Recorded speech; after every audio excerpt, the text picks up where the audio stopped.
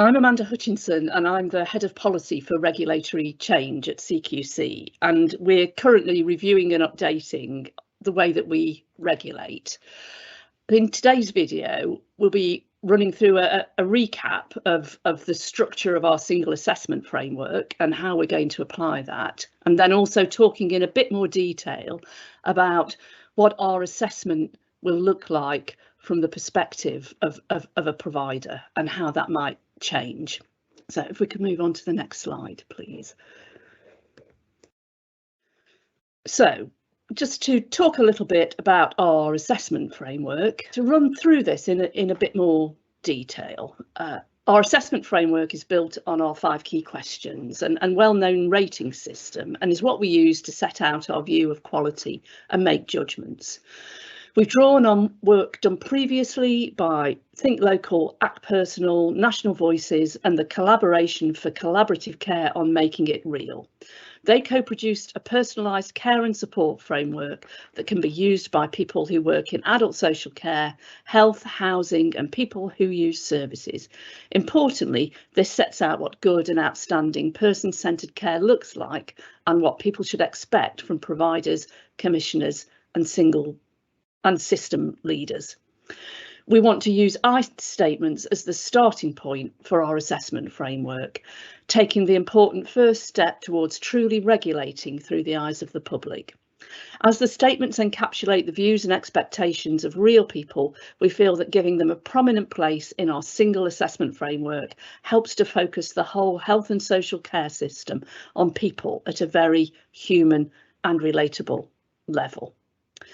We've already confirmed that our ratings and 5 key questions will stay central to our approach, but we're introducing a set of quality statements pitched at the level of good and linked to the regulations that will help us to make our judgments about the quality of care.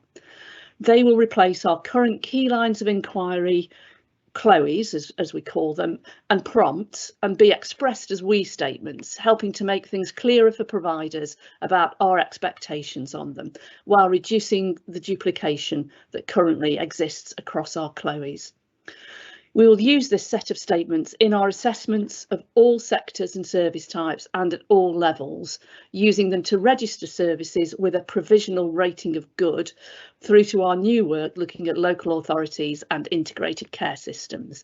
This will be the basis for our single assessment framework. We also want to be more consistent and transparent in our approach and how we make judgments on quality. To address this, we're developing a way to categorise and score evidence as part of our assessments.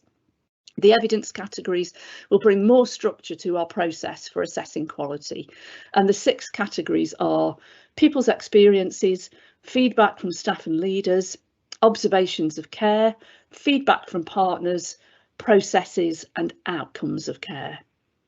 To enable us to be clearer with providers and the public about how we use the information we have about care in a service or local area, we'll set out what evidence will be required for each service type and at each level, including at registration.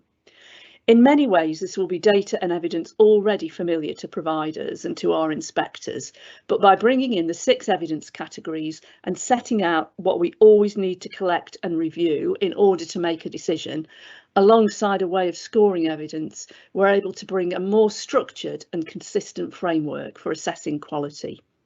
Our single assessment framework will act as the golden thread from initially registering a service at the level of good through to ongoing assessments of quality.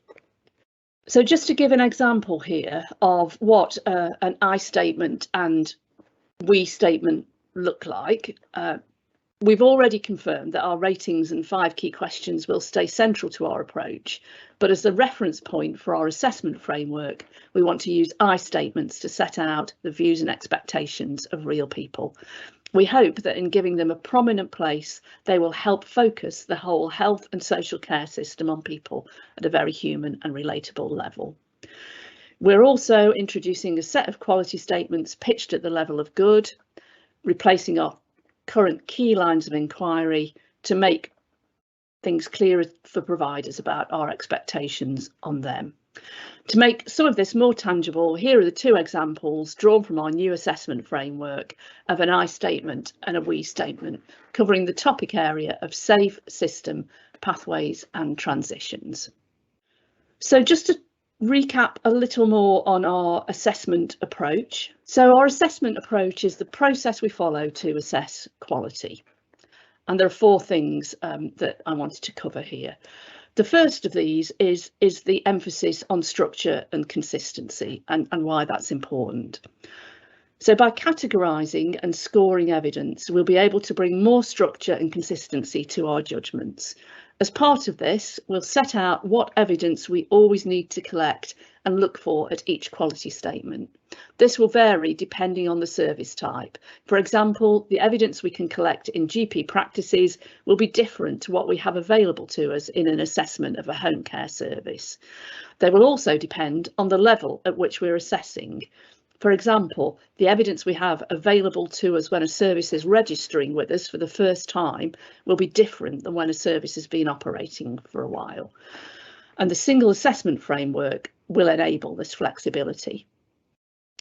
Secondly, we'll take a planned approach to assessment. So our new assessment approach means we're moving away from separate monitor, inspect and rate steps. Instead, we'll use the information from a range of sources to assess providers more frequently and in a more flexible way without being driven by a previous rating. This is key to us achieving our strategic ambition of providing an up-to-date view of quality. We want to take a planned approach to how we update our evidence scores and rating. The starting point for this is an understanding of key priorities and issues in different service types and models of care. This draws on what we know from our existing ratings, as well as trends from national data sources. This national level view gives us a broad picture of the evidence we need to collect and how often we need to do it, and will be set by our new regulatory leadership function. We will collect evidence on an ongoing basis, and this will be guided by our minimum evidence collection tables, but not driven exclusively by them. We want to factor in context and risk from the local area and support our colleagues to make decisions on where they might decide to increase evidence collection activities. Data will be presented to them clearly and work in partnership with them. This might mean that where we know risk is higher in a local area, we could move to carry out more unannounced inspections to check the safety of a service, or increase engagement activities with people using services to check that our ratings reflect their experience. Importantly, this approach will help us to be as flexible as the levels and nature of risk changes and to tailor our approach to different types of provider. It's this flexibility in how and when we gather evidence that drives our process of ongoing assessment. Moving on to that flexibility in a bit more detail. So our site visits for the purposes of gathering evidence will continue to be called inspections. We might do this when a service is registering with us, when we're assessing quality for services already registered with us, or when we're carrying out enforcement activity. We will also prioritise inspection where there is a greater risk of poor culture going undetected, and it's the only way to gather people's evidence of care. We may make more frequent and longer site visits to these services. Ultimately, inspections will remain a hugely valuable tool, but the difference will be that time on site will be spent observing care and the care environment, equipment and premises, and speaking to people using services and staff. Importantly, they are just one way in which we will gather evidence. We know that in order to gather some evidence, we don't actually need to visit a service. Also, in some settings, it would not be appropriate for us to observe care directly. For example, in home care or GP practices where the best methods for collecting evidence may be off-site. We've piloted how we can do this already over the last couple of years, but we want to make this flexibility central to our approach. Many of our assessments of quality will involve a combination of methods. However, there will be times when we only use the evidence we collect off-site to carry out an assessment of quality. But we'll be clear with providers and the public about the process we've gone through in our assessment reports. This change in our approach is central to us maximising the time we spend on inspection, as well as giving a more up-to-date view of quality. But what does this look like in practice? As the previous slide indicates, we will collect evidence on an ongoing basis. This will be guided by our minimum evidence collection timetables, but not driven exclusively by them. We'll start with a national view, and then we could increase this depending on what we know about the service. Our assessment process enables us to build on the professional judgment of our operational colleagues and use the best available evidence. Ultimately, an overall rating will be the combination of scores at evidence category level, quality statement, and then key question level. Let's look a bit more at how that process breaks down. So, in order to assess a particular quality statement, we'll be clear about which categories we need to collect evidence in. Our teams will then review the evidence that they have against each required evidence category and give a score of between 1 and 4 based on the strength of what they find. We take an average of these scores to give us a score for that quality statement.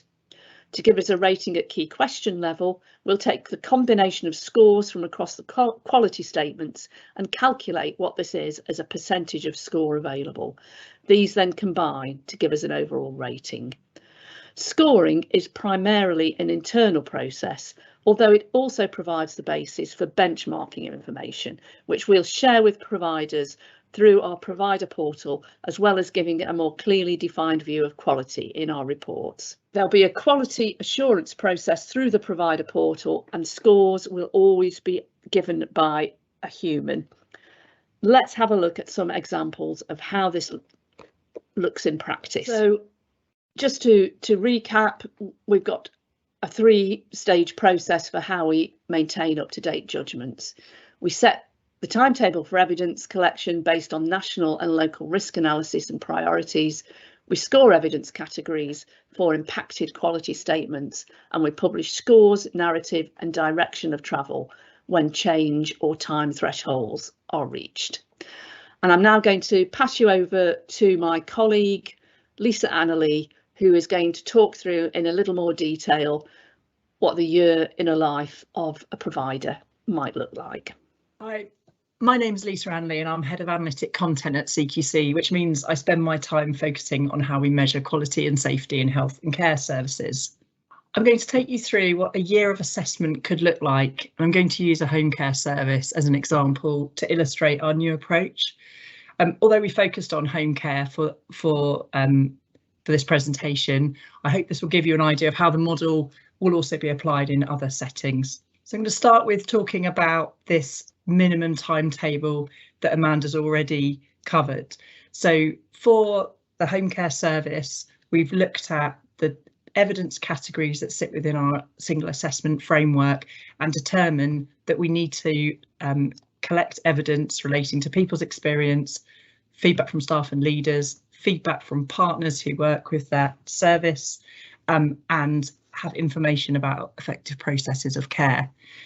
We don't observe care and the care environment for this type of service, and currently we don't have any clear outcome measures that we can feed into the assessment.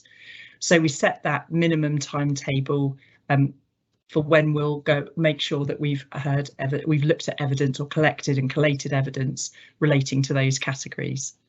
But this is only our starting point. It's really clear. It's really important to stress this is the minimum evidence collection that we will do for this service. We'll then take into account information about the local area, the service, or about the provider within which the service sits. And that information will help us determine if we need to bring forward our plans for evidence collection, or if there's evidence that raises concerns about safety in the service that we need to respond to very quickly. We'll also consider additional evidence collection for specific topics, for example, as part of CQC's National Thematic Review programme. So we're now going to build up an example of what that annual cycle could look like and what that set of interactions might be, and then how that information will feed into the assessment and publication of information relating to our judgments. So at the start of the year, the service, the example that we're looking at is rated as good for all key questions, and it has an overall rating of good. So at the beginning of the year, we have 2 planned activities. So we hold a relationship management call with the provider, And based on the conversation and the discussion, the conversation that is held, we follow that up with a request for some evidence to be submitted, which comes through to us through the provider portal that the service submits. The next step, step 3, is that we then look at that evidence and assess it against each of the evidence categories for the related quality statements, and we use that information to confirm that our judgment for those 5 quality statements is accurate and there's no change to our rating and judgment, although the evidence has been updated on which we base that rating. And so we then, in step 4, publish that we've updated the information that's informed that rating, although the actual rating hasn't changed. At step 5, we then receive, about 3 months later into the year, a call from a member of staff who has some concerns about the lack of training currently available, particularly relating to medication training. And the call is also concerned that there are only a limited number of senior staff who are competent relating to medication, and there's no contingency in place if anybody is off sick or unavailable. At the same time, CQC also receives a safeguarding notification from the service, which relates to a serious medication error. So based on that information, at stage 6 on the process, the team at CQC follow up the information they've received through the safeguarding notification and the staff concern, and they contact the registered manager to look into the issue in more detail, and they learn that this came up because of staff sickness. So a member of staff who was not familiar with the person had supported them with their medication, but that person had refused medication on a number of occasions with this staff member, which had not been reported and was not discovered for a number of weeks.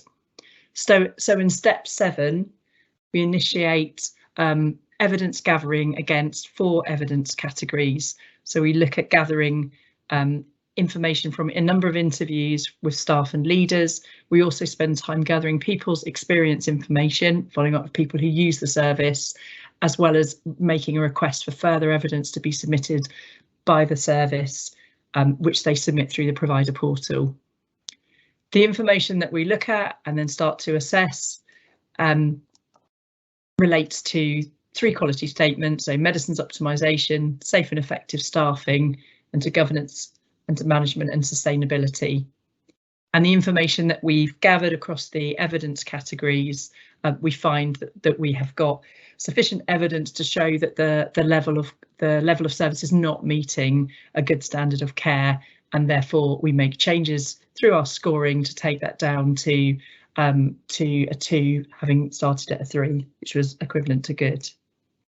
At step 8, we then publish those findings to our website and update the ratings information.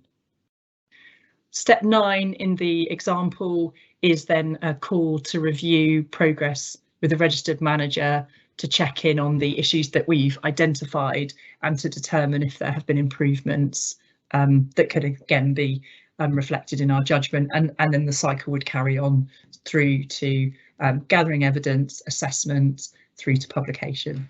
So we're now going to move on to what does that look like in terms of the scoring for the quality statements within the safe key question. So as Amanda has already covered, scoring, we're introducing a scoring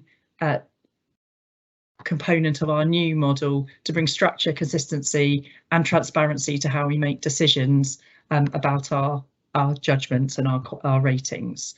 And the idea is that these scores will also be useful to providers so that they can look at where they're doing really well in parts of a key question and areas where they need to improve, and also to help people have a much clearer idea of the quality of a service and which areas they're doing particularly well on, or where they need to improve. It's important to say that scores will always be the starting point as they are given through professional judgment.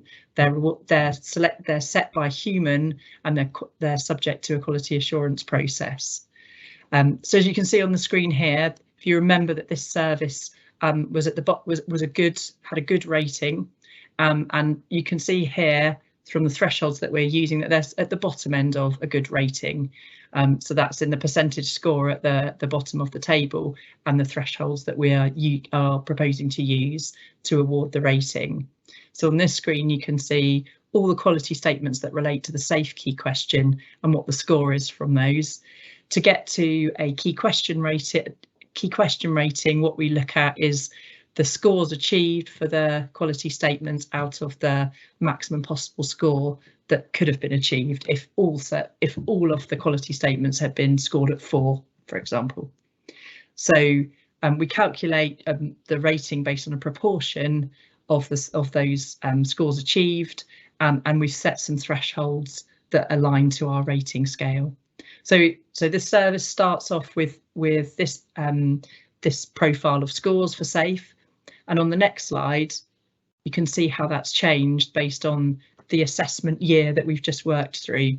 So based on the activities that were carried out, the evidence collection and assessment that we looked at for those particular quality statements, you'll see that 2 of the quality statements have reduced to 2 because the service was already towards the bottom end of a good rating. These changes has actually taken them into a requires improvement rating. We held an engagement session with over 100 health and social care providers in May this year, and we asked them these 2 questions about our new regulatory model, our single assessment framework, and how we're planning to implement that, and all the stages we've just been talking to. Here's what attendees told us.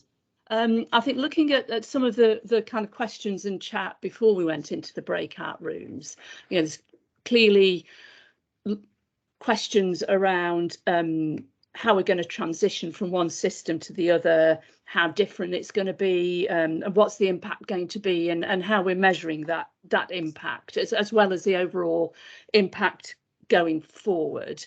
I don't know, Lisa, I don't know if you've got 1 or 2 reflections from kind of having a bit more focused session recently with a group of providers on that transition question. Yeah, and actually the group I was in, I could only join a bit of the breakout group earlier, but somebody made a really good comment, which was that actually a lot of the areas are quite, that there's a lot of continuity in this model. Yes, the clues have changed, but actually if you look at the list of focus areas for each key question, you'll recognise it. I was at an event yesterday with independent health providers, and the group of providers I was talking to were, there's nothing in here that surprises us. These are sorts of things we're already focusing on, and for them, they didn't see and they were talking to people who work in assurance teams. They didn't see this as a huge leap. They saw it as more precision in terms of how we're making judgments and the evidence that contributes to those. They said there would be some changes they'd need to make, and we'd really like, we're keen to do some testing around, as the findings come out in quite a different pattern to is done currently. What does that look like particularly for assurance teams, but for those in providers receiving those judgments? So, but the main message they had was actually a lot of the evidence we think about today and how we run our services and how we look at quality internally, we see them translating. There's some more focus, some areas they raised with sustainability in the well-led key question. That was one that they needed to do a bit more thinking about in terms of evidence, but they didn't. The message there was there weren't any surprises, and somebody on the call, the group I was in earlier, made the same point about if we focus on what we need for quality and the impact on people in our services, a lot of this shouldn't be extra. But do accept that the way people reporting and assurance, that does take some effort to amend that. Right, thanks, Lisa. I think just moving on to the kind of summary from the different rooms. I think generally a sense of kind of people being supportive for the aim of an up-to-date view of quality and the kind of flexibility that this approach gives, and also I think there's a comment from an NHS trust perspective you know, that there is a kind of regular updating of information anyway, and it's important that we are kind of in a similar cycle, and also making sure that we're not duplicating what other people are asking for. I think there's another theme in here that is about that importance of what's the kind of future version of factual accuracy and ratings review going to be, and what would be a reasonable period of time to allow people to submit further evidence demonstrating improvement, which is kind of very much in our thinking about this. It's also about that kind of more giving those opportunities to demonstrate improvement, as well as looking for evidence of where services have deteriorated.